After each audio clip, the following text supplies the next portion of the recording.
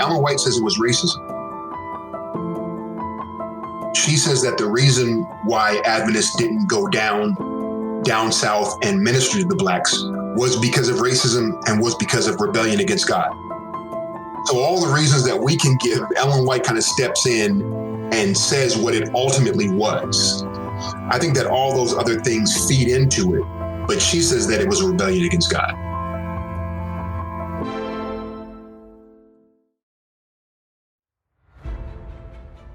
The Lineage Journey podcast, unscripted conversations that aim to help you on the journey of discovering your lineage. Join us as we take a deeper look into past Lineage episodes and see the lessons we can learn for today.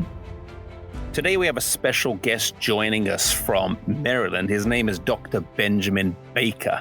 He is one of the foremost experts on the subject of Black history and Adventism, having done his PhD thesis on this at Howard University in Washington, D.C. I listened to a few of his presentations recently. He did one last year, especially during the height of the summer protest, that was fascinating with some really, really profound insights into this aspect of Adventist history. So we're glad that he can join us today. And I believe as you listen to our interview today, you're going to hear things that maybe you haven't heard before and see Adventism in a different light and aspects of our past that will shed light on what our identity as a church was in its inception and where we may have veered from that.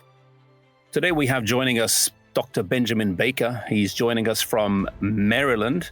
So welcome to you near the nation's capital. Hope you're keeping safe over there. And thank you for joining us over the airwaves and via this forum. As you know, I mentioned in the introduction, you're one of the foremost experts on the Black work, or how Adventism in the Black community started in the 1800s and through to the 1900s. So really appreciate your expertise on that. And just wanted to kind of delve into some of the aspects of that and some of the historical lessons we can learn and just see how Adventism grappled with that side of its early identity and so on. So thank you for joining us. Thank you for having me. Okay, so the first question I wanted to get into, just to get right into it, and maybe in this age of, really in the last year, we've had a lot of, Black Lives Matter protests and the social justice movement's gotten big and so on. And I think, I had read my fair share of Adventist literature maybe 10, 15, 20 years ago, but never really understood maybe how deep or the ways early Adventism was linked with the abolition movement. Would you like to maybe expand a little bit on that, how Adventism in its early days, like the 1840s and the 1850s, was linked with abolition and really what that means, for our identity as Seventh-day Adventist?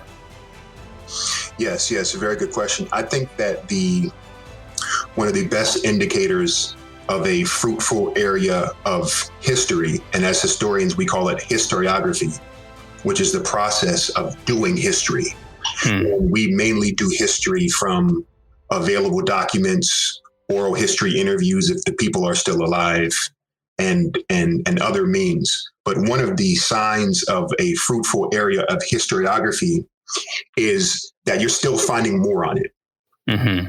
And many of us now are turning back to the Millerite period, the 1830s and the 1840s, from which Seventh-day Adventism sprung.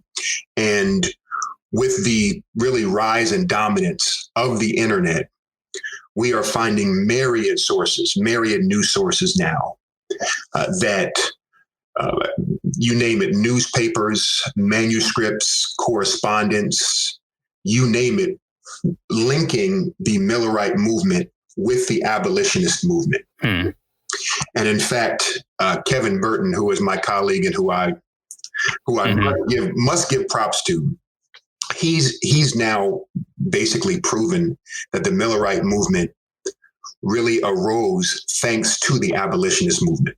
Wow. So there's a strong connection. Yes, strong connection. That is the networks of abolitionism, which were strong throughout New England and New York in the 1830s and 40s, were what brought the Millerite movement to the fore. The newspapers, the gatherings, the house meetings, the churches, these were the areas that really promulgated and advanced William Miller's message.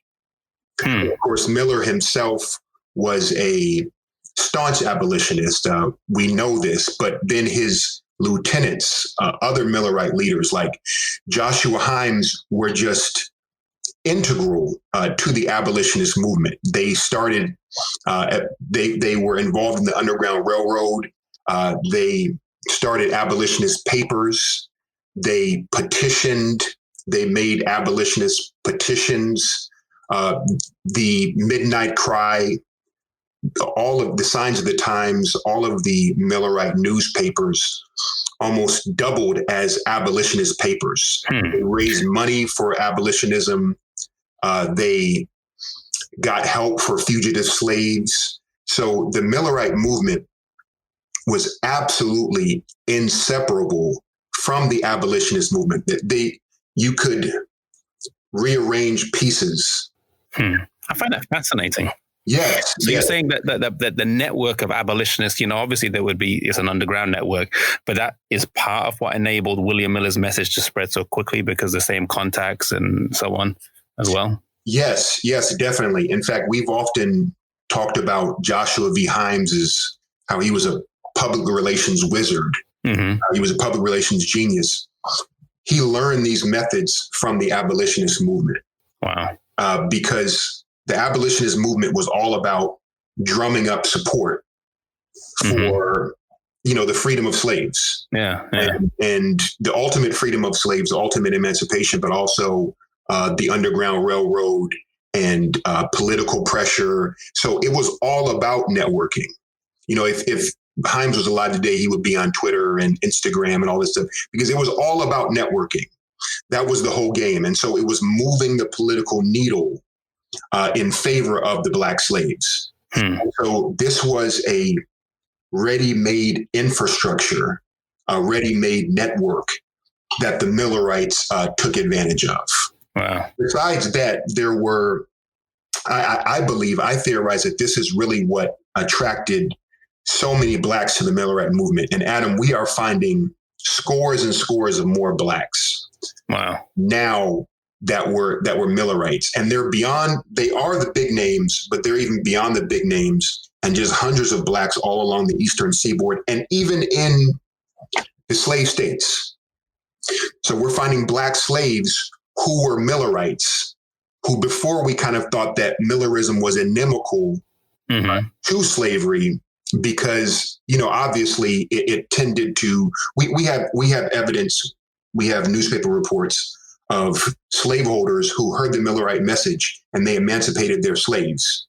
They heard the Millerite message because of the Millerite message. Wow. So we always thought that it was inimical to slavery, but it turns out that some of the masters on some plantations let their slaves believe, the slaves heard of the Millerite doctrine of the soon second coming, and they believed it. I mean, they held to it. Fascinating. So, I think I heard a previous podcast by yourself, or maybe one with yourself and Kevin Burson, where you mentioned that there's not much documentation on the Underground Railroad because it was underground. And so, people weren't keeping records of who was freeing the slaves, etc. But I appreciate that now we're maybe getting little snippets more. But I have heard, and you mentioned a few magazines there that are integral to the Millerite movement. I have heard that the Adventist Review, which is, still in circulation today as, the review, I think it's called Adventist World, was banned in the South because of its strong abolitionist sentiments that were expressed in there. Could you give us kind of maybe some insight on that? Yes. A few of your points, as you said, the Underground Railroad was illegal. I mean, with the Fugitive Slave Act of 1798, and then was ratified and sort of morphed again in 1850. White says you should not obey the Fugitive Slave Act. This was illegal, and it caused you to be ostracized. It could result in jailing. It could result in fines. And so you didn't want to make it known that you were harboring fugitive slaves. So imagine how impossible it is. I mean, Adam, the whole Underground Railroad was built on secrecy. The whole thing. That was the only way that it could survive. And so to find evidence now that someone operated an underground railroad station, which is just opening up your house, opening up your barn, maybe your church, some area on your property, to a fugitive slave who's en route to probably Canada or Ohio. Mm-hmm. That's what it consisted of. So with people like John Byington, his brother Anson, George Irwin, Butler, some of these early GC presidents, what we're finding now is a cubbyhole, in the house. And in a diary entry says that, this escaped slave was here. And so this is how we're piecing it together. Sometimes, you have them outright saying it. But as far as the Adventist Review being banned in the South, the Confederacy was monitoring the mail because they didn't want any propaganda from the North that would sort of sway the people's opinion. And the Adventist Review was, you can say whatever you want about our founders, but it was constantly having screeds and constantly condemning slavery and the Confederacy. That's one thing that it was doing all of the time. I mean, they in fact, James White said, every single Adventist voted for Lincoln. Now that seemed like some hyperbole, but apparently he didn't know of one that did not vote for. I'm sorry, every single voting Adventist Adventists who could voted for Lincoln. And they're saying things like, Ellen White saying things like, Satan created the Confederacy.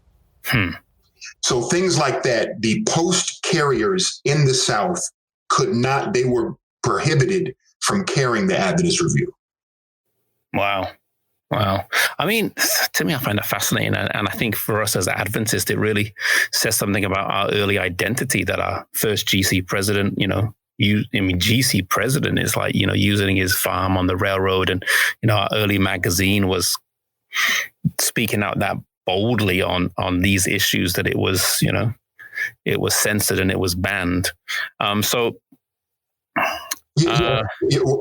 one point on that, because people now think that it was a done deal and everyone in the North was against slavery. That is not the case at all. Yeah, true. Not the case at all. Whole churches were splitting over the issues, some pro-slavery, some anti, and this is in the North.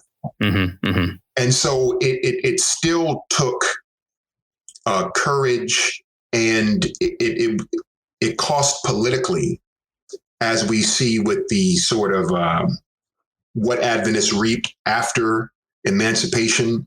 They had a hard time in the South because of the stance that they took on slavery and because they were so vocal with it. So there was a price. What was do you know what was some of the was there certain denominations that were kind of pro-slavery, and even though they were in the North, and Adventism was a kind of different from them, or is it hard to put it on denominational lines? Yeah, Southern Baptists, certain Methodists, Presbyterians, really all of the denominations, some part of their church split and was on the side of slavery. Okay. So I would say almost every single denomination. I'm not sure about the Catholics, but basically all of the major Protestant denominations. You have the smaller ones like maybe the Church of God, maybe the Christian Connection, things like that.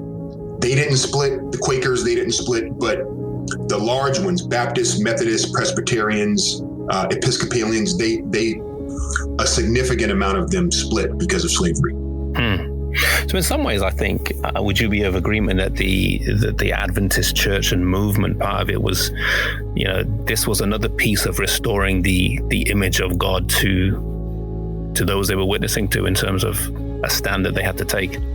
Yes, definitely. I think that's one part of our message that's lost sight of, that we were the finishers, if you will, of the Reformation. And that the Protestant Reformation was not a discrete event, but it was a odyssey. It was a journey. And we're like, this sounds hubristic. It sounds arrogant, but we are the completers of it. Because we're supposed to totally remove ourselves. So Martin Luther started it, maybe even before then. We are finishing it, and I think that a key part of it is the racist piece. Treating everyone with dignity and respect and in the image of God.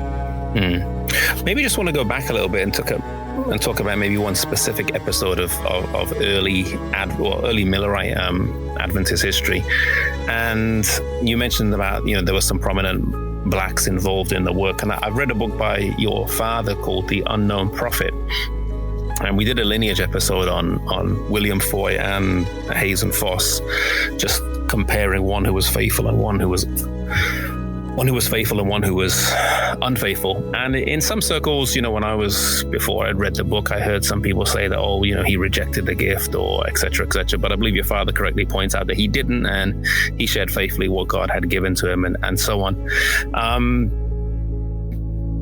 Just maybe maybe just kind of pick your brain a little bit on William Foy a little bit. Why do you think maybe he was I don't know.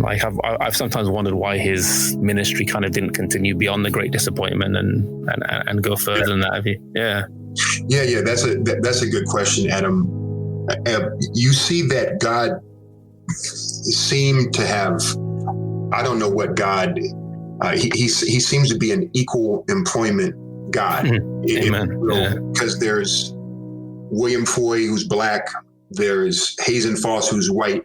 And then there's Ellen White, who's a woman. And these are the major demographics at the time in that area. The northeastern quadrant of North America. And so God apparently had a ministry for each of them. And I don't know, Adam, about their contingency. So if Hazen Foss had been faithful, would Ellen White have come along? I don't know. Yeah, true. We do know that in the Bible that there were myriad prophets operating even at one time. True. And they each had their own ministry. So this is what my father theorizes about William Foy, that he was called to guide the believers up to that October 22 point, essentially. And that after that, Ellen White kind of took over. It's always interesting to look at people who say that he rejected the call because he actually published a pamphlet. Yeah. So it's like, how did he not share his visions when he actually published a pamphlet? And even John Loughborough and Ellen White say that he had, because in his pamphlet, he shared 2 of his visions. But John Loughborough and Ellen White said that he had a 3rd and a 4th. And so they wouldn't know that unless he shared the visions. And Loughborough even describes his 3rd. And so he was faithful to the call. As to why he didn't continue, I have no idea.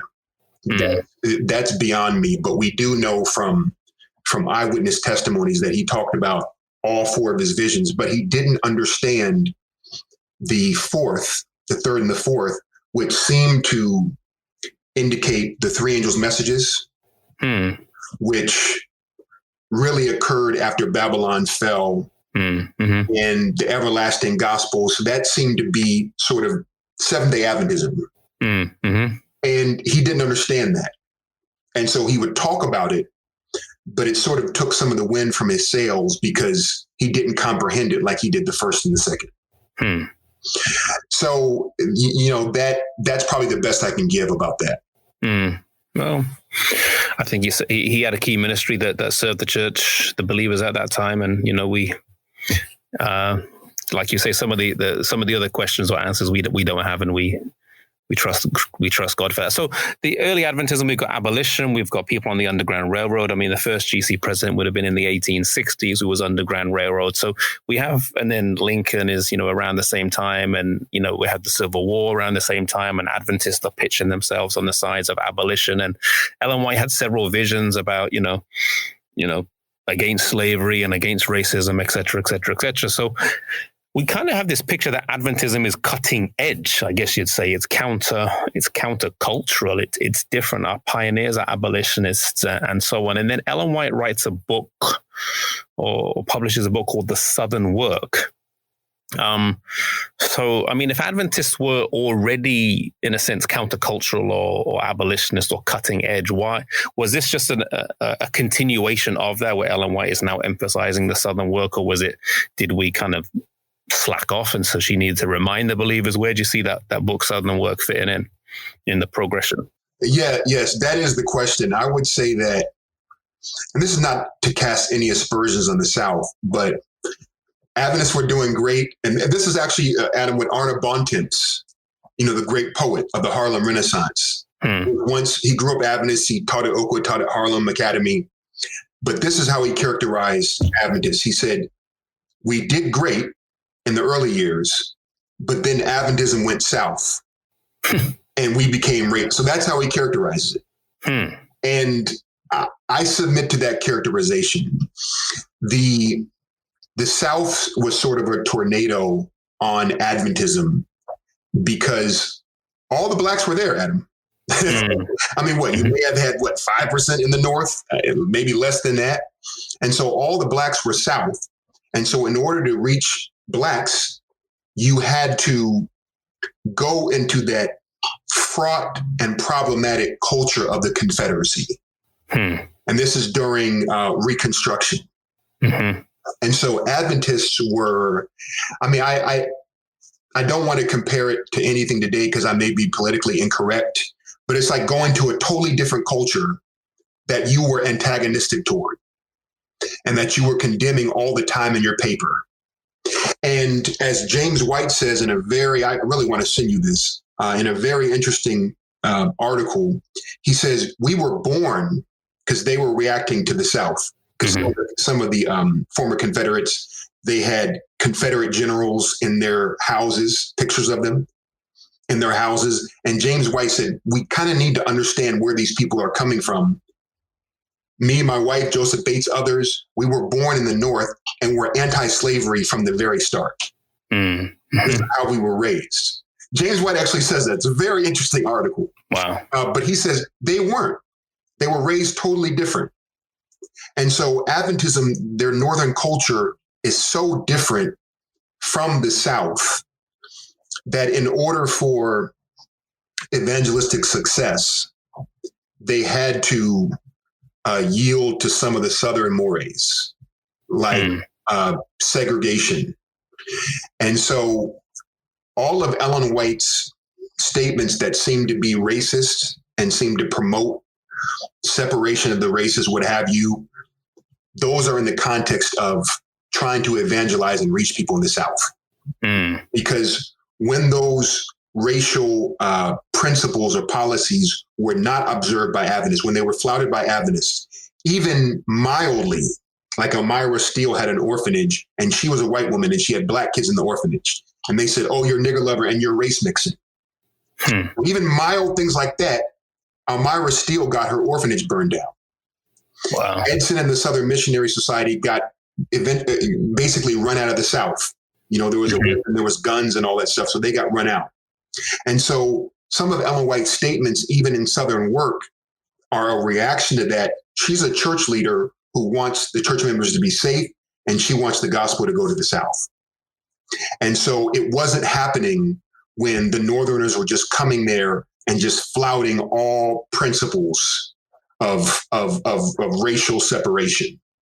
And so when you read Southern Work, most of it, like 80-75% of it, is just awesome statements on race and our equality in Christ and all of that. But like 20-25% of it is we may need to observe in certain places the separation of the races just so that we can have evangelistic success and that we can reach people with the gospel who need it. So those who are reading Southern Work, they'll read some really great things, but then there'll be some troubling things, and those need to be contextualized. What percentage, maybe you don't know this, but I mean, throwing a question at you on population, would you say of the South was black at the time? Like the majority of the blacks were in the South. Was a majority of the population in the South black as well? Or were they still the minority to whites in the South? In the 90s, I would say 30 or 40%. 30-40% were black. Okay, Yeah, so it's a part of the, like if you go really in the Black Belt in the deep South, like Mississippi is probably like 40%. wow. But if you go upper South, like Tennessee, Kentucky, I'm thinking 30% around there. Mm-hmm. Yeah, with the emancipation, there were about 4 million blacks emancipated. Okay. So Ellen White had a son, or she had a couple of sons, and Edson White, her son was a bit of a rebel. Anyway, he read the Southern Work and he builds a boat up in Michigan and sails it across the Lake Michigan and then makes his way down the Mississippi, I believe it was. And yeah, I know you just referenced it right now that he had a few problems and was run out of a few places with pistols and whips and other types of things. But I remember I was at Oakwood a couple of years ago, and there's a house there, something called the Morning Star or something, and they've got a heritage room where I believe they've got the wheel or something of the Morning Star there. So the Morning Star boat had a big impact on the work. Could you share some of the impact the boat had on short term at the time, but also the longer reaching impact of that boat on the black work in America? Yes. By the way, have you listened to my video called The Separation of James and Ellen White? I just put up a video on YouTube on the separation of James and Ellen White. And it's interesting you mentioned that Edson was a rebel because they were having some marital trouble, James and Ellen. And there's a lot of reasons why you have marital problems, but Edson was kind of at the center of it. Yeah. I'm familiar with that, like how they dealt with him. Yeah. Oh yeah. So parenting. So it's interesting how God, and this is perhaps hope for some of your listeners, if you have a child who's a rebel, if you're a rebel yourself, God has a place for you in his work. Mm-hmm. And it may be an unorthodox place where because everything about the Morning Star ministry was sort of, honed for a rebel. Yeah. It was kind of perfect for a rebel. But the Morning Star, you're right. James Edson White had come across his mother's "Our Duty to the Colored People" speech. Speech she gave in 1891, and he also heard of some other people who had gone south, and so he got it into his head, and he teamed up with a man named Will Palmer, Edson's wife as well, Emma. And I always mention Emma because she got malaria in the South. And she ultimately ended up dying from malaria complications years later. So she's like a martyr. And this was another thing. It wasn't just racism that was stopping Northern Adventists from going south. It was a horrible environment for white people with the heat and the malaria. I mean, they would remark on this. They're like, this is no place for white people, with the malaria and all that stuff. The Africans who come from the tropics, they're fine here, but not the white people. I mean, this sounds politically incorrect now, but that's the sort of things that they were saying. And so they came up with a boat because it was mobile. And because they knew that they would have to go from place to place because they may experience persecution. And so that's exactly what happened. They went from place to place on the Mississippi. In a word, Adam, the Morning Star Ministry, and it's the Southern Missionary Society. That's the name of the ministry. Really, once Ellen White got behind it, and once some of the other leaders, glommed onto it, Edson, in his way, was very controversial, and he ruffled a lot of feathers. But eventually, there was some denominational support for it. But that was in many ways a foundation of the black work, because there were feeder schools that were started. Some say that it sort of created an environment for Oakwood. I think that it was somewhat apart, but eventually the Southern Union was formed because Edson went to Nashville, built off that work. Message Magazine was started, which was originally the Gospel Herald, which Edson started. And that still runs today. Yeah, and so many ministers, like Matthew Strawn, and just so many others, Alfonso Berry, came to the faith because of the Morning Star in that ministry. And so it was extremely foundational and important to the black work. At the same time, a lot of us are kind of moving away from the white savior myth. Yeah. And, I was going to ask you about that. Yeah. Well, we're just kind of complicating it because they had extensive Black help from Finis Parker, who helped to navigate, to show them how to get different places in the South on the Mississippi. And he was Black, and he was captaining the Morning Star, and it was against the law for Blacks to captain boats on the Mississippi. And so when another boat came down, Finis kind of had to duck out of the way, and then Edson or Will Palmer took over. Okay. And so, that's sort of like a metaphor. The Blacks had to get out of the way, and then the whites kind of take all the credit. But Nate Olvin and so many other people who were involved in the Southern Missionary Society and the Morning Star sort of helped it to be the success that it was. It was short-lived too. It was like 5 years. Okay. So it was a short-lived ministry, but it was far reverberating in its impact. Would you say, like you've mentioned some of the Blacks on the boat at the time, would you say it was kind of a symbiotic relationship between them, in that the Blacks couldn't have done that work at the time on their own, and the whites likewise couldn't have done that on their own? They needed kind of the help of each other, but maybe we haven't given due credit where it's due on both sides, on one side.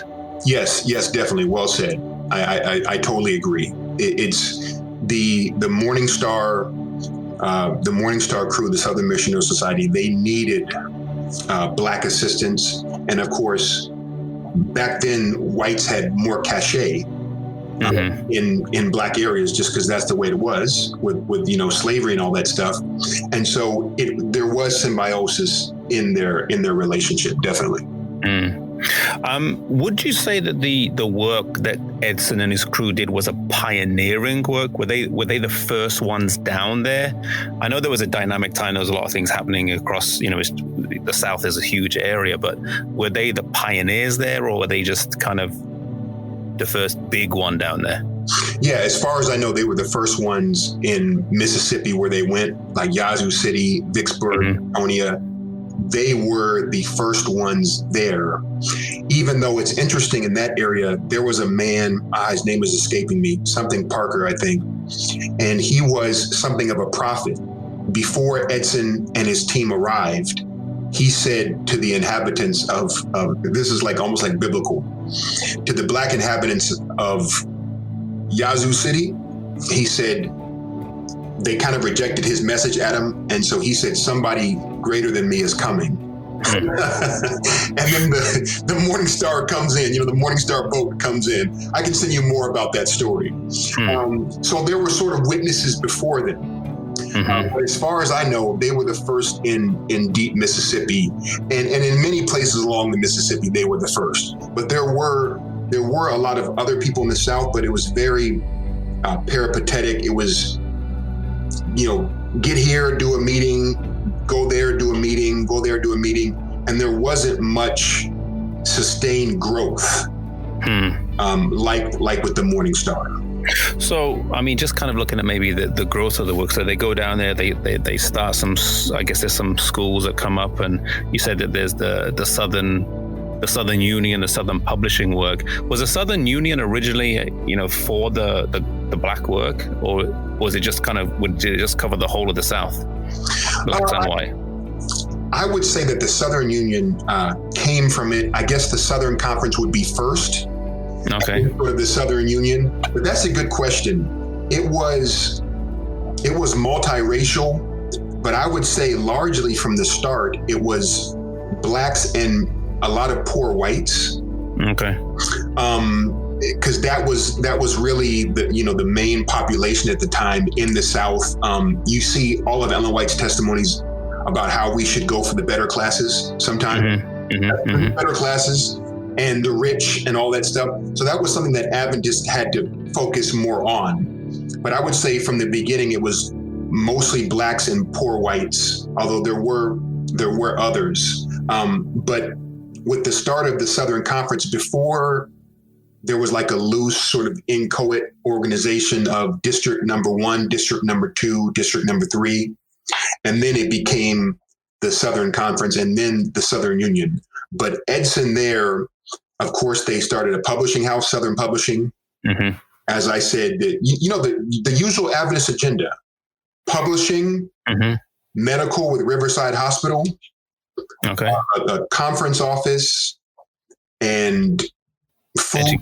They had education, with Oakwood and other schools. And so it was the usual Adventist modus operandi. Who was the first black minister in the South? Was it someone kind of from the Morning Star? Was it separate to that? Yeah, I would say the first black minister was separate from the Morning Star. It was probably Harry Lowe, in Wrightsville Junction, Tennessee, which is near Nashville. But he was more associated with Silas Osborne, who first did ministry down there, and then there was Charles Kinney was rather early. Oh yeah, Charles Kinney in Reno, Nevada, but then he ended up winding his way south. And there were some others. And so this is probably 15, 20 years before the Morning Star went south. Okay. Yeah. So at this time when these ministers start, were they employed as ministers by the church in the early years, these pioneer ministers? Yeah, it's funny. And I just thought of another one, Alfonso Berry. Alonzo Alfonso, and he was in Louisville, Kentucky. It's sort of interesting the salary of early Adventist ministers. It was very unreliable. And so sometimes when you talk about pay or were they employed, there was sort of a loose relationship. They definitely didn't receive benefits. In fact, that's sort of a sketchy area of Adventist history about the ministers receiving the benefits. Their salary was sort of based on tithes and offerings, which was not always consistent. Didn't always get to them. But Charles Kinney was employed. Alfonso Berry was employed. Harry Lowe was probably be classified as a lay minister. Okay. He had a trade, but he was also the head minister of the church. Lineage is a non-profit organization kept running by generous donors like you. Support us today on patreon.com/Lineage Journey.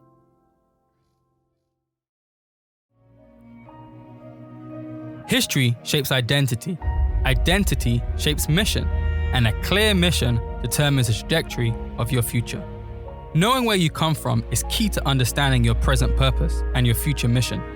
Lineage Journey is a series of videos that will take you on a journey through time, discovering the key people and events that have shaped the Christian faith. From the Waldenses to Martin Luther to Zwingli, from England to France, Switzerland to Germany, the light broke over the horizon of Europe, piercing through the dark ages, and then spread out over the world. As the United States of America rose to supremacy, Christianity formed the bedrock of this great nation. And so from the Great Awakening to the Great Disappointment and beyond, Lineage follows the journey of God's church throughout time, immersing you in the places, the stories, and the people through whom Christianity has shone the brightest. Join us on a journey through time. Follow us on social media at Lineage Journey or check out our website at lineagejourney.com.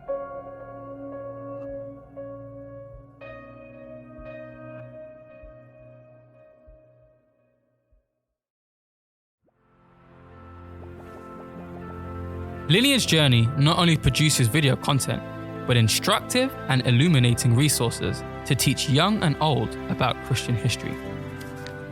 Lineage has produced an educational coloring book for people of all ages. It includes original artwork from Ashley Bloom, highlighting the various heroes of the Reformation. Each scene has a matching story, and there are also QR codes to connect you to the website for more information and to watch the videos. There are also fun facts and memorable quotes to accompany the scenes to color in. Designed for young and old alike, get your copy now at lineagejourney.com.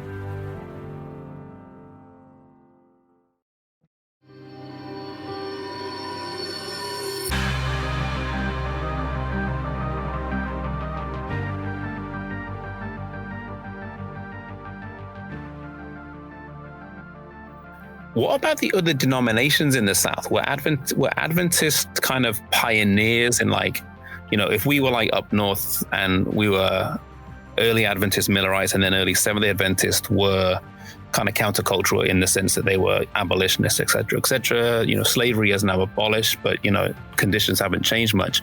Was it seen as a ripe kind of hunting ground for evangelism to head to the South by all denominations, or were Adventists ahead of the game, or was everyone else down there as well at the time? Yeah, everyone else was down there. In fact, Ellen White says we're like the last ones. Oh, wow. Ellen White says the other denominations have beat us to it. And this was a little bit of what was behind her when she says sin rests upon us because we're not doing more for the blacks in the South. And she says we haven't touched 1/100th of the South. She said that like in the early 1900s. And she talked about how the monies that were raised for the Southern work by Adventists, they were being defrauded and misappropriated by church leaders. And it was racism. And so we were way behind.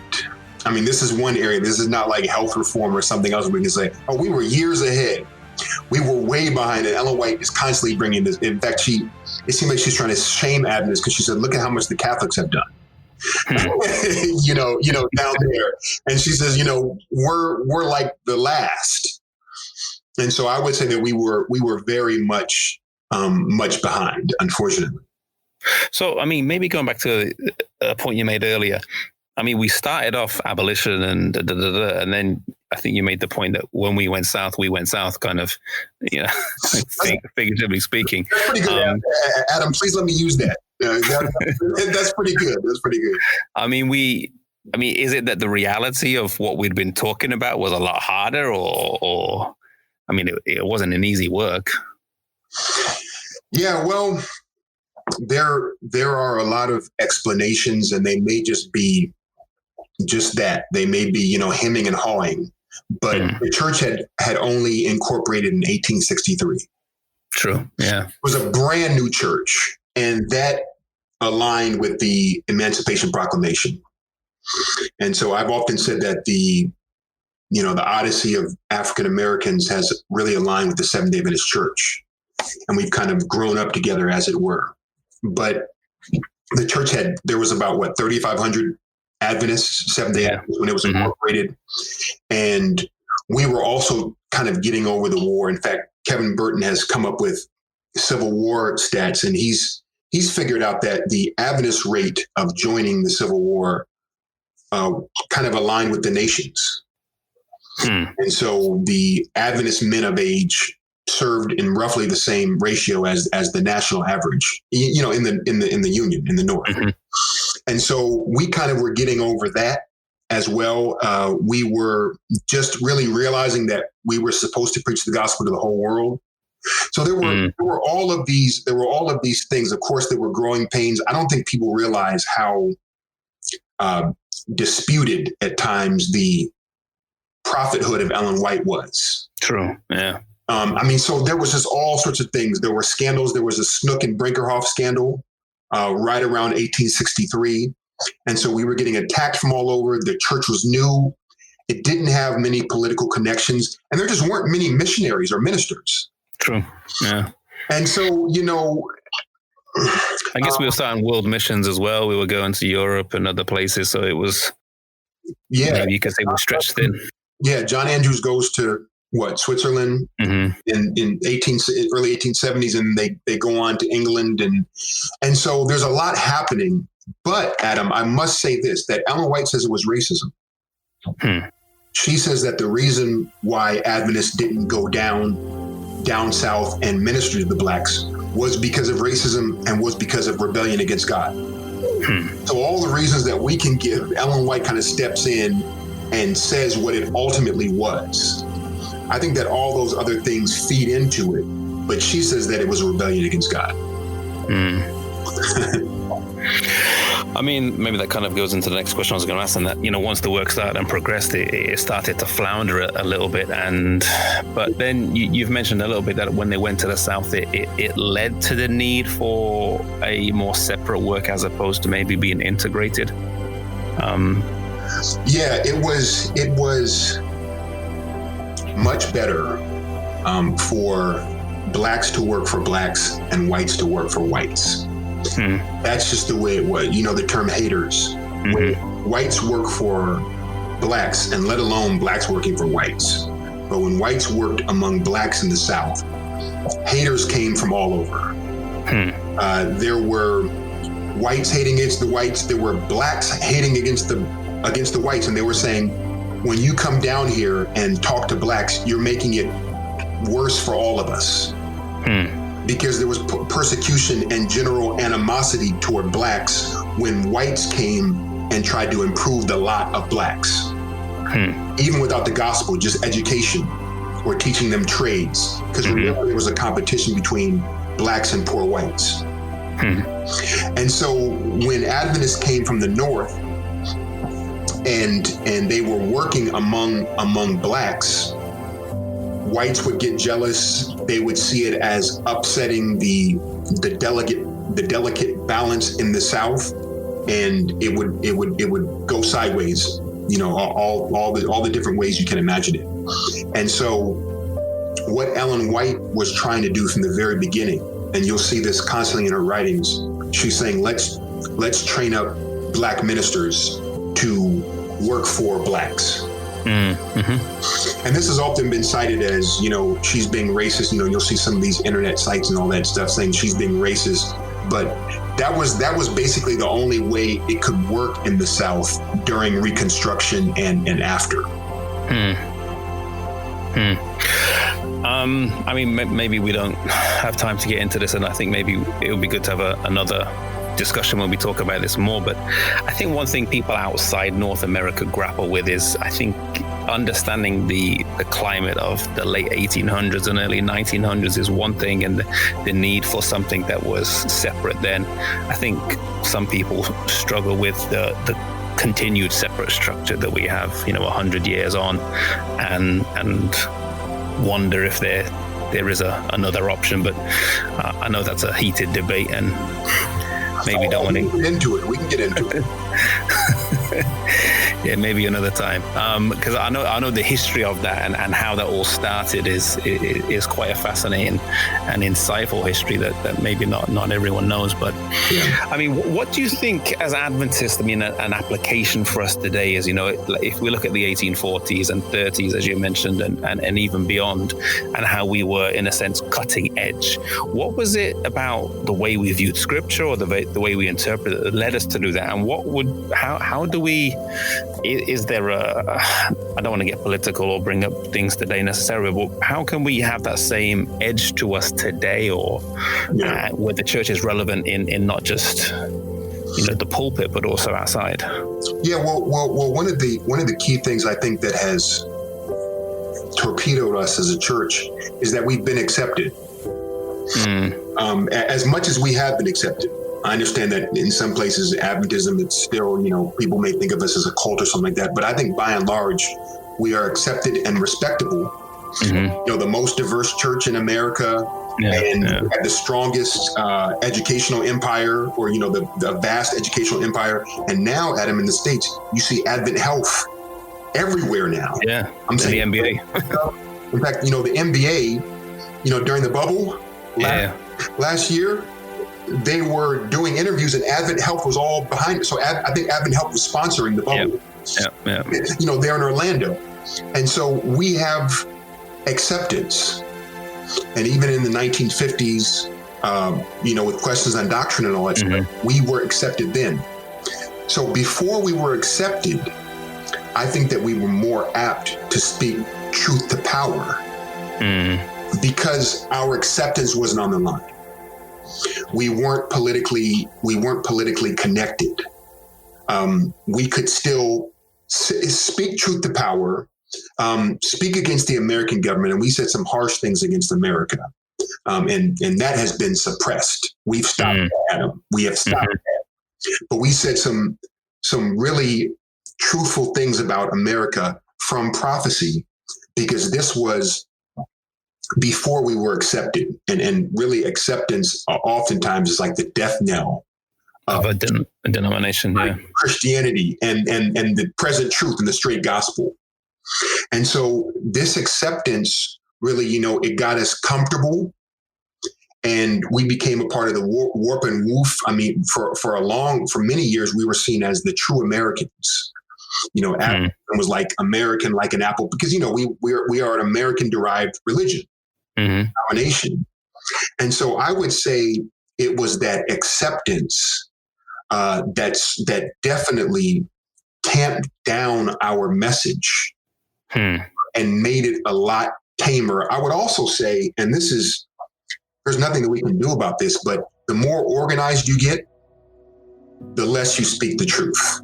It's true. I mean, if I put it as boldly as that. So when we were not really that organized, and some of our doctrines were still up in the air, some of our policies were not established, we didn't have a nice headquarters here and there, we just spoke the straight truth. Once we became organized, it was almost, there became a party line. And with that party line was political acceptance. And if you say this, you may lose the government funds, the government subsidies. And so, these are some of the things that I think of. I also, come on, the pioneers were young. Yeah. 50, how Adam, when you're young, you can go for it. But then once you get middle-aged and older, somehow the message is just watered down. It's true.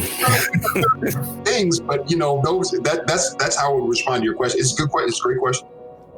Maybe I'd like to ask you, as we wrap things up, what would you say? And I'm sure you've been asked this question before. You've dealt with this issue that people say Adventism, it was kind of racist at the start, or Adventism is racist, or they say things like that, and they point to various episodes of our history. But for me personally, when I look at certain of our early beginnings, we don't have that. But what would you say to someone who grapples with, Adventism being racist or being out of touch in terms of our early identity? How do you help someone maybe see around that or through that? Yeah. It's interesting because at some point, and this is very traceable, and there are a lot of elements to it. At some point, we were way behind Adam. That is the truth. In fact, General Katzenberger, the U.S.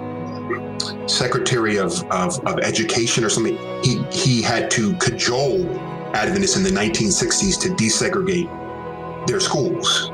And he said, this is the law. You have to do it. And so this is how behind we were. And you can look at many instances of Adventist history that are flat out racist. And there's really no explanation for it. But what I would say is a couple of things. Number one, you can always find, hopefully the Adventist majority, but definitely pockets who were prophetic and who were not racist during the hard times. Like, for instance, I often talk about how Black Adventists didn't have the luxury of not being involved in politics. Because that was their community. That was directly their community. And so they were always engaged. And certain whites were always progressive and helping Blacks. So I would say you have to have some selective, but why can't we just use the past as a learning tool and say we are apt to racism, to the sin of racism, like everyone else. So let's do double to not succumb to that. We can use that as a learning tool. I can't paint the past and say that we were great on race relations during this period and that period. But I can say that our past is rich with lessons. And so when we were great with it, condemning slavery and all of this, we can learn from that. And when we were not good on it, when we were behind everybody else, we can also learn from that. Yeah, thank you. I think that's wise words. There were, like you say, there's episodes of our history where we were ahead of the game, and there's episodes where we were far, far behind. And we need to learn from both and chart out a future for ourselves personally, but also against a wider denomination and Christianity today as well. So Thank you. Thank you for your insights, and thank you for joining with us. I know there's a whole lot more we could talk about. And for those who are just getting, maybe this is the first time you're hearing a discussion on some of these topics, and I hope it's been insightful too for those of you who have looked at it before. I pray that it's been interesting as well. I believe you have a YouTube channel. Is it Black SDA History? BlackSDAHistory.org. I also have a website, BlackSDAHistory.org. That is under construction right now. Okay. But the website is going strong, BlackSDAHistory.org on YouTube. Okay. And the website's under construction now. So. Well, thank you for joining us. And for those of you who are listening, if you want to interested in watching any of the Lineage episodes on this, we have one called Adventist and Abolition. We have another one called Ellen White and the Civil War, and another one that looks at the issue of slavery as well. So you can find those on our YouTube channel, Lineage Journey on YouTube. Thank you for joining us. Thank you, Dr. Baker, for taking the time to be with us. Really appreciate it, and for sharing your insights and for ministering wider than this podcast wherever you go. We thank you for the ministry that you do and for sharing on this important topic. Thank you. It's been my pleasure. Thank you. And for those listening, we pray God may bless you, and thank you for joining us on this episode of the Lineage Journey podcast. Thank you for listening. We hope that you enjoyed this episode. Lineage Journey is supported by your generous donations. Did you know that you can donate on a monthly basis? Any amount from $2 to $100 or whatever you decide through patreon.com/Lineage Journey. Your donations go towards the cost of producing our varied content, and we thank you for your support.